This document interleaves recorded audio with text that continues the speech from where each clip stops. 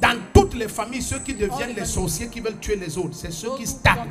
J'ai déjà dit ça ici plusieurs fois. Et je vous ai dit que quand vous êtes intelligent, vous avez l'intelligence spirituelle.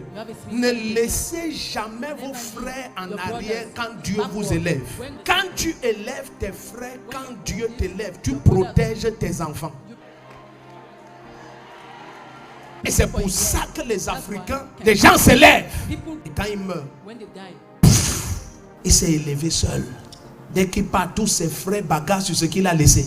Mais si tes frères sont riches, aucun conflit dans la famille, tout le monde pèse. Mais quand tu es naïf, tu ne comprends pas que si tu stagnes, tu vas te dégrader, tu vas commencer à te détruire et tu vas devenir un poison. Vous savez pourquoi il y a les frustrations en plusieurs? C'est parce que ça fait longtemps qu'ils sont au même niveau. Vous êtes dans la même école, même établissement.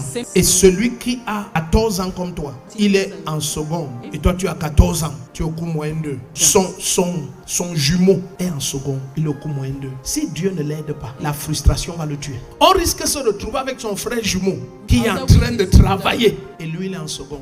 Et il n'a pas encore le BEPC. Si son frère jumeau là a la sagesse de Dieu, quand il est en seconde et son jumeau est au cours moyen 2, il faut qu'il rentre. Il tient sa main et il passe le CEP. Pendant qu'il avance jusqu'en terminale, il faut que lui au minimum il soit en seconde. Vous savez pourquoi c'est un message du royaume des ténèbres prospère? Parce qu'il y a trop de frustrés dans nos familles. C'est facile pour un frustré d'écouter un message venant du village qui dit que ton frère qui a 14 boulangeries et 12 quincailleries utilise tes étoiles.